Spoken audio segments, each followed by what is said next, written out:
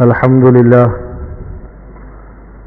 لله الذي أبدع الأفلاك والأرضين، والصلاة والسلام على سيد الأنبياء والمرسلين وعلى آله الطيبين وأصحابه الطاهرين وأزواجه أمهات المؤمنين وابنه الغوث الأعظم الجيلاني أجمعين، أما بعد، فأعوذ بالله من الشيطان الرجيم. فيها يفرق كل أمر حكيم. صدق الله ومولانا العظيم، وبلغنا رسوله النبي الأمين المكين الكريم، ونحن على ذلك لمن الشاهدين والشاكرين والذاكرين والموقنين، والحمد لله رب العالمین.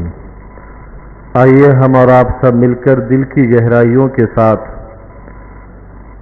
ساری کائنات کے مرکز عقیدت مصطفیٰ جان رحمت، شمع بزم ہدایت، مہر چرخ نبوت، گلے باغ رسالت، ارواحنا فداہ محمد رسول اللہ صلی اللہ تعالی علیہ وسلم کی مقدس بارگاہ میں ہدیہ درود پیش کریں. پڑھیں بآواز بلند، صلی اللہ تعالی علی النبی الامی وآلہ صلی اللہ تعالی علیہ وسلم، صلاۃ و سلاما علیک یا رسول اللہ صلی اللہ تعالی علیہ وسلم. رفیقان گرامی، ماہ شعبان المعظم کا مہینہ چل رہا ہے، جس کے تعلق سے میرے آقا صلی اللہ علیہ وسلم نے ارشاد فرمایا: شعبان شہری و رمضان شہر اللہ. شعبان میرا مہینہ ہے اور رمضان اللہ کا مہینہ ہے. میرے آقا صلی اللہ تعالی علیہ وسلم اس مہینے میں خاص طور پر عبادت فرماتے اور روزوں کا خاص اہتمام فرماتے.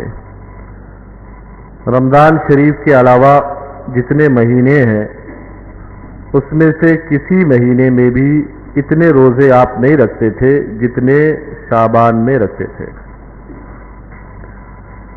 اور اسی مہینے میں اللہ تعالیٰ نے ایک رات بنائی جسے ہم اور آپ شب برات کہتے ہیں. شب برات کا مطلب ہے نجات والی رات، یعنی کہ بندہ اس رات میں اللہ تبارک و تعالیٰ کی خصوصیت کے ساتھ عبادت کرتا ہے. اس رات میں تو اللہ تبارک و تعالیٰ بہت سارے بندوں کو اس رات میں عبادت کے صدقے میں اللہ تعالیٰ جہنم سے بری فرما دیتا ہے، جہنم سے نجات کا پروانہ عطا فرما دیتا ہے. تو یہ ہے براءت کا مطلب، اسی وجہ سے اس کو ہم شب برات کہتے ہیں. بہت ساری فضیلتوں میں سے ایک فضیلت یہ بھی ہے کہ اس رات میں اللہ تبارک و تعالی آسمان دنیا پر خاص تجلی فرماتا ہے. کیا آسمان دنیا کا مطلب یہ ہے کہ وہ آسمان جسے ہم دنیا سے دیکھتے ہیں. 7 آسمان اللہ نے بنائے ہیں، لیکن ہم اور آپ صرف ایک ہی آسمان کو دیکھتے ہیں.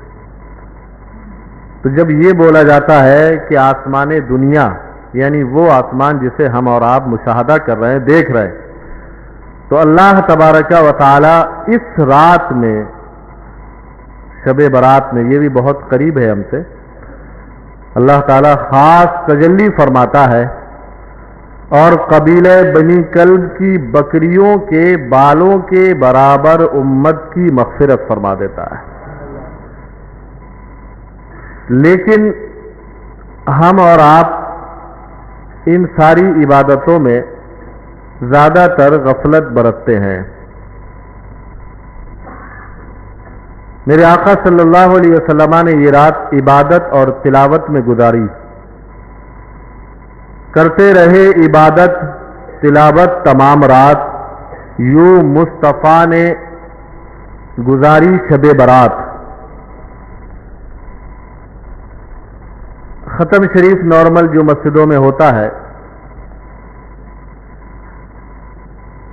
اور اس کے بعد یوں سمجھ لیجئے کہ 11 بجے یہ سب نپٹ جاتا ہے اور جاگتے تو ہم پوری رات ہیں. الا ماشاء اللہ عبادت کرنے والے چند ہی افراد ہوتے ہیں، لیکن زیادہ تر ہم لوگ جاگتے ہیں پوری رات اور کہتے بھی ہیں کہ بھئی آج معلوم نہیں ہے بڑی رات ہے آج.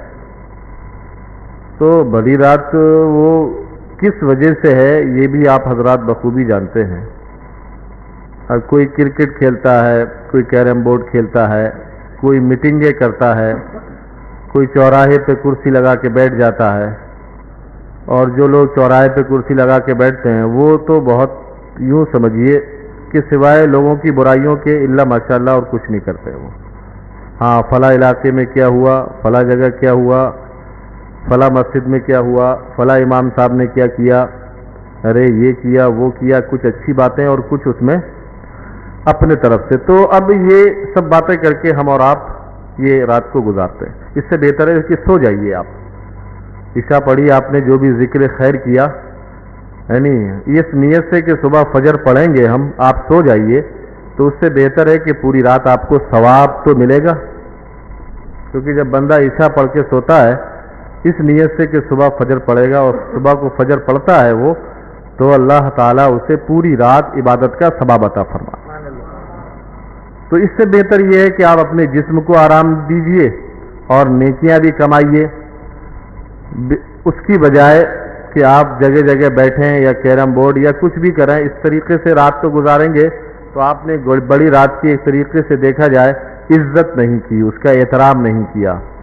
تو اس رات کے آنے سے پہلے یہ بیان اسی لیے ہے کہ آپ حضرات اس رات کو رات سمجھ کر گزاریے. اب ایک کہنا لوگوں کا یہ بھی ہے کہ بھئی اس رات میں کیا ہے کچھ اہتمام نہیں ہوتا. کیوں بانگی صاحب؟ یعنی کہ جیسے کہ 1.25 لاکھ مرتبہ آیت کریمہ پڑھ گئی ہو گئی، پروگرام ختم ہو گیا تو آپ کچھ کھا ہی نہیں. ایسے پڑھنے والے کے لیے تو کوئی سہارا نہیں چاہیے، لیکن انشاءاللہ ہم نے سوچا کہ اس رات کو عبادت والی رات بنانے کا کچھ طریقہ اختیار کیا جائے گا. اس پوری رات میں کچھ شیڈول انشاءاللہ تیار کریں گے اور اس شیڈول سے آپ کو آگاہ کر دیں گے. پھر دیکھتے ہیں کہ کتنے لوگ اس میں کیا ہے. اب چونکہ اس سے پہلے بھی کئی مرتبہ لوگوں نے کہا اور یہ ایک بات بھی ان کی ہماری سمجھ میں آتی ہے کہ بھئی بہانہ ہوتا ہے تو لوگ سب شریک ہو جاتے ہیں. تو انشاءاللہ اس شب برات میں پوری رات آپ کی ہم اس طور پر گزارنے کی کوشش کریں گے کہ جس میں عبادت ہو، ریاضت ہو، ذکر ہو. اب چاہیں اللہ کا ذکر ہو، اللہ کے رسول کا ذکر ہو، اس کے پیارے بندوں کا ذکر ہو. اس طور پر انشاءاللہ ایک خطہ شب برات سے پہلے آپ کی بارگاہ میں پیش کر دیا جائے گا. تو اس رات میں اللہ تبارک و تعالی خاص تجلی فرماتا ہے اور اس رات میں قبیلہ بنی کلب کی بکریوں کے بالوں کے برابر. تو یہ قبیلہ جو تھا، اس قبیلے میں نے بتایا بکریاں بہت زیادہ تھیں، اس وجہ سے بکریوں کا ذکر کیا. اور پھر بکریوں کے بال کتنے ہوتے ہیں؟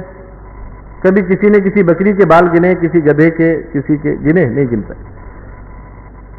تو اس طریقے سے معلوم یہ ہوا کہ اللہ تبارک و تعالی بے شمار لوگوں کو اس رات میں مغفرت اور بخشش کا پروانہ عطا فرماتا ہے. سیدتنا عائشہ صدیقہ رضی اللہ تعالی عنہا فرماتی ہے کہ میں نے ایک رات رسول اعظم صلی اللہ علیہ وسلم کو اپنے پاس نہیں پایا، تو میں تلاش کرنے کے لیے باہر نکلی. تو میں نے کیا دیکھا کہ رسول اعظم صلی اللہ علیہ وسلم جنت البقیع میں تشریف فرما ہے. اس سے ہمیں یہ میسج بھی ملتا ہے کہ اس رات میں خاص طور پر اپنے مرحومین، اپنے رشتہ دار جو اس دنیا سے گزر گئے ہیں، ان کے لیے ایصالی ثواب کا اہتمام کیا جائے، فاتحہ پڑھی جائے، ان کی قبروں پر جا کر ایک بات یاد رکھیں کہ مرنے والے کے پیچھے جو بھی ہم پراپرٹی، جو بھی جائیداد اور دولت ہوتی ہے، وہ مرنے والا چھوڑ کر ہمارے لیے چلا جاتا ہے. اب اسے کس چیز سے خوشی ملتی ہے، کس چیز سے سکون ملتا ہے، تو یقیناً اسے لمبی لمبی باتوں سے سکون نہیں ملتا، بلکہ اگر آپ سورہ فاتحہ پڑھ کر اس کے لیے ایصالی ثواب کریں تو اس سے سکون ملتا ہے. قرآن کی تلاوت کر کے آپ اس کے لیے ایصالی ثواب کریں تو اس سے سکون ملتا ہے. اللہ کا ذکر کر کے اس کے لیے ایصالی ثواب کریں تو اس سے اس کو سکون ملتا ہے، اسے خوشی محسوس ہوتی ہے. دوسری چیز ایک خاص جس پر میں آج روشنی ڈالنا چاہتا ہوں. چند دن پہلے ایک صاحب ہمیں ملے تھے. یہاں پر کیا ہے، کچھ خاندان کے لوگ جو ہیں، اپنا اپنا خاندان ہوتا ہے اور کسی نہ کسی مزار سے منسلک ہوتے ہیں. جب بچہ پیدا ہوگا تو اس کا سر جو ہے وہیں مونڈا جائے گا، ایسا کچھ ہے نا ابو بھائی؟ ہے. اور جب تک وہاں جا کے سر نہیں مونڈیں گے تو بچے کے بال بھی بڑے بڑے ہو جاتے ہیں، لمبے لمبے. کیوں یونس بھائی، ایسا ہے کہ نہیں؟ کچھ لوگوں میں ہے ایسا ابھی بھی.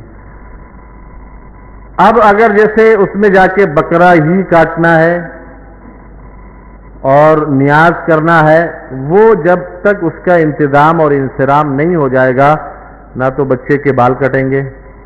حتیٰ کہ میں نے دیکھا ہے کہ چوٹی والا مسئلہ تک آ گیا ہے کہ وہ ربڑ لگاتے ہیں نا، ربڑ تک لگا کے رکھنا پڑتے ہیں، کیونکہ ابھی وہاں پہ جانے کا موقع ہی نہیں مل پایا ہے.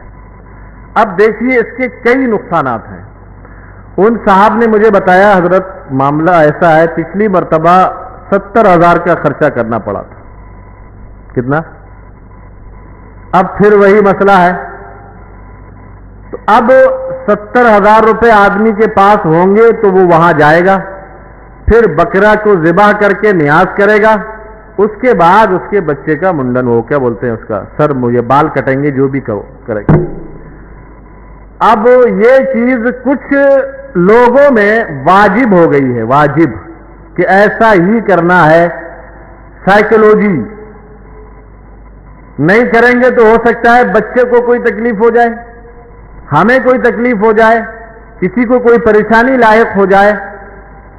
اب اس کی وجہ سے آدمی بیچارہ چارہ ناچارہ 70,000 کا انتظام کرے. لاک ڈاؤن میں ہر آدمی لاک ڈاؤن کے بعد 70,000 روپیوں کا انتظام کرے، اس سے کم اور آگے پیچھے بھی ہو سکتے، اور اتنا لے جائے اور پھر وہاں پر سب سسٹم کرے اور اس کے بعد جو ہے بچے کے بال کٹوائے. یہاں 20-25 روپے میں بال کٹوائیں گے، وہ اس کو کٹوانا ہی نہیں ہے. سب سے پہلی چیز تو یہ رسم کے بال وہیں جا کے کٹیں گے، یہ بالکل جہالت والی باتیں ہیں. ایسا کوئی شرعی مسئلہ بھی نہیں ہے، یہ ہم نے اپنی بنائی ہوئی ہے اور ہم اپنے آپ سے اپنے اوپر اس کو لاگو کر لیے، واجب کر لیے، جس کی وجہ سے ہمیں بڑی پریشانی ہو رہی ہے کہ 70,000 ہو تو بال کٹیں گے. اب بتائیے، بال کٹنا بھی اتنا مہنگا ہو گیا ہے. اور پھر ہوتا کیا ہے اس سلسلے میں آپ کو بتاؤں، جو مجاور لوگ ہوتے ہیں، ایک نمبر کے عالم ہوتے ہیں، کوئی بڑے اونچے اونچے مدرسے سے پڑھے ہوئے ہوتے ہیں، اور وہ ڈائریکٹ مسئلہ بتاتے ہیں کہ یہ تو کرنا ہی پڑے گا. کیا ہے؟ یہ تو کرنا ہی پڑے گا، اور نہیں کرو گے تو پھر وہ سائیکولوجی یوز کرتے ہیں نا، نہیں وہ والا کہ یہ ہو سکتا ہے، وہ ہو سکتا ہے. اب اس کے گھر میں خدا نہ کرے کوئی کام ہو بھی گیا تو اس کا ذہن وہی جائے گا کہ میں نے وہ نہیں کرایا، اس وجہ سے ایسا ہوا ہے. تو اب ہم اہل سنت والجماعت میں غیروں کی چیزیں، ایک منڈن والا سلسلہ یہ غیروں کا ہی ہے، میں سمجھتا ہوں. ہوتا نہیں منڈن کرنا، یہ کرنا، 50 باتیں. اہل سنت والجماعت میں غیروں کی چیزیں دھیرے دھیرے نہیں بلکہ بہت تیزی سے داخل ہو رہی ہیں. زمانہ ترقی کر رہا ہے، لیکن ابھی ہمارے اندر وہ باتیں ختم نہیں ہوئی ہیں جو زمانہ جاہلیت والی ہیں، جو جہالت پر مبنی باتیں ہیں، جس سے نقصان کے سوا کوئی فائدہ ہی نہیں ہے. آج ہم اور آپ ایسے کام کرتے ہیں جو غیروں کے ہیں، لیکن آج ہم اسے اہل سنت والجماعت کا سمجھ کے کرتے ہوئے نظر آتے ہیں۔ ابھی شیعوں کے معاملات کو لے کر دیکھیے آپ، شیعوں کی نہ جانے کتنی باتیں اہل سنت والجماعت کے لوگوں کے اندر گھس رہی ہیں اور اسے لوگ فخر کرتے ہوئے نظر آتے ہیں۔ تو ہمیں ان تمام چیزوں پر کنٹرول کرنا ہوگا، اور جو یہ بات ہے کہ جو ہے بکرا وہیں کاٹا جائے گا، نیاز وہیں کی جائے گی، اس میں بھی ہماری اعتقاد کی کمزوری ہے۔ اگر ہم اس اللہ والے کی ذات پر یقین رکھتے ہیں تو چاہے تم وہاں کرو یا یہاں کرو، اور نہ بھی کرو، اس طریقے کی جو منتیں ہوتی ہیں یہ کوئی لازمی منت نہیں ہے، یہ کوئی ضروری منت نہیں ہے، شریعت نے اس کو واجب قرار نہیں دیا ہے، بلکہ ہم نے اپنے آپ سے اس کے اوپر واجب کر لیا ہے۔ لہذا یہ ساری چیزیں، ساری رسمیں جو وجوب کی منزل میں ہیں، یہ ساری کی ساری جہالت ہے۔ ہاں آپ کو اللہ نے دیا ہے تو آپ ایک بکرا نہیں 10 بکرے بزرگوں کے نام پر جو ہے ایصال ثواب کے طور پر قربان کرتے چلے جاؤ، لیکن جب نہیں ہے تب بھی کرنا لازم اور ضروری سمجھنا، یہ یقیناً اپنے اوپر بوجھ ڈالنا ہے، اپنے آپ کو پریشانی میں ڈالنا ہے، اور جس کی وجہ سے گھر کے معاملات بھی خراب ہوتے ہیں۔ اب آدمی قرضہ لیتا ہے، اور آج کے زمانے میں قرضہ کوئی فری میں دیتا نہیں ہے، قرضہ دیتا ہے آدمی سود پہ، انٹرسٹ پہ، اور اس طریقے سے سودی معاملات بڑھتے چلے جاتے ہیں۔ بتائیے کچھ دنوں پہلے میں نے سنا تھا کہ ایک آدمی نے 40واں بھی قرضہ لے کے کیا تھا، 40واں بھی قرضہ لے کے کیا تھا۔ کیوں؟ یہ ہمارے اپنے رسم و رواج۔ 4 آدمی بیٹھ کے چوراہے پہ باتیں کریں گے کہ اس نے اپنے باپ کے پیچھے کچھ خرچ نہیں کیا، اس کو بریانی کھلا دیجیے، آپ بات ختم ہو گئی، تو سب کچھ خرچ کر دیا۔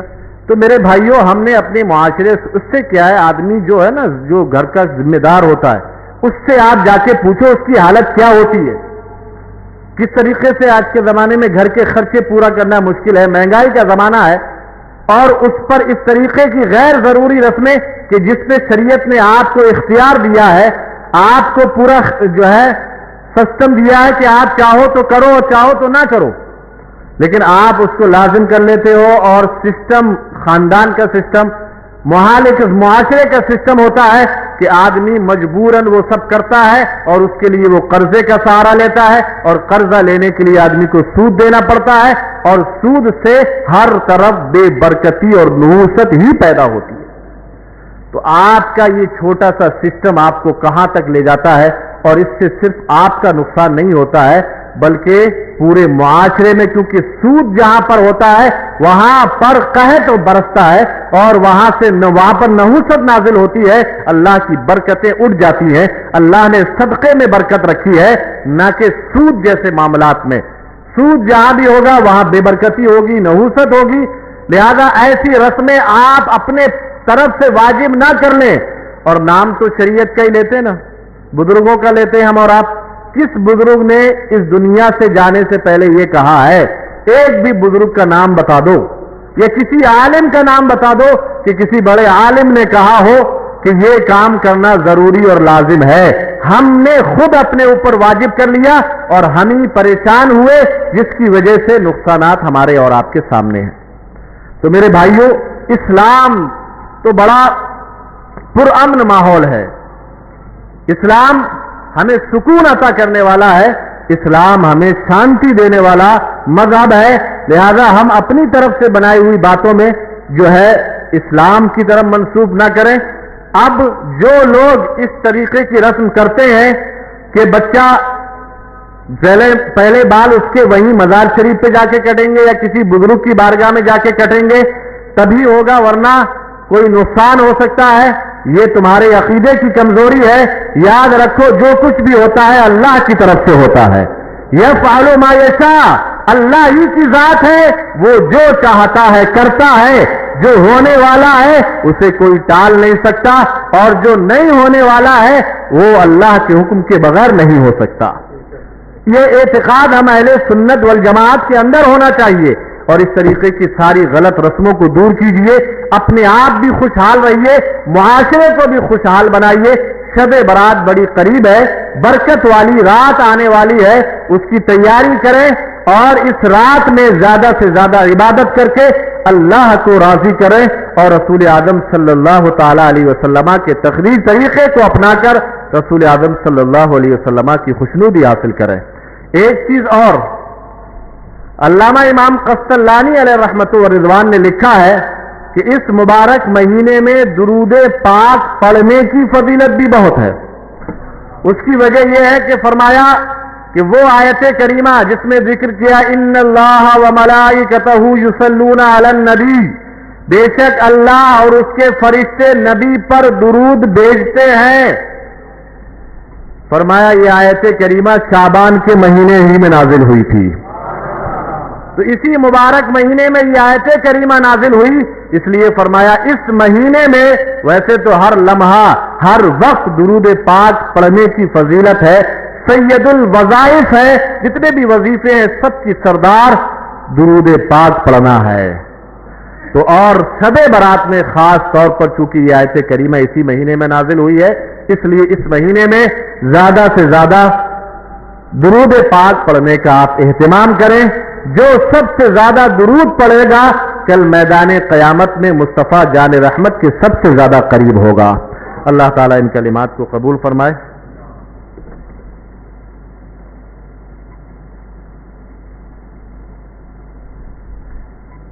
یہ تو پورا بورڈ ہے، یہ اعلانی بورڈ ہے پورا۔ عرف حضرت بلال شاہ بابا علیہ رحمت و رضوان، سندل شریف 13/3 رویوار عشاء بعد، نیاز شریف 14/3 سوموار عصر بعد، میلاد شریف 14/3 سوموار عشاء بعد، یعنی بیکری پلاٹ ویکوری پلاٹ محبوب شاہ مسجد کے پاس، آپ حضرات وہاں شرکت کر کے ثواب دارین حاصل کریں۔ اور جو احباب بیمار ہیں اس پرچے میں جن جن لوگوں کے نام ہیں اللہ تعالیٰ ان کو، اور ایک نورین بانو ہیں ان کو، ہم سب کو شفائے کامل و عاجلہ عطا فرمائے۔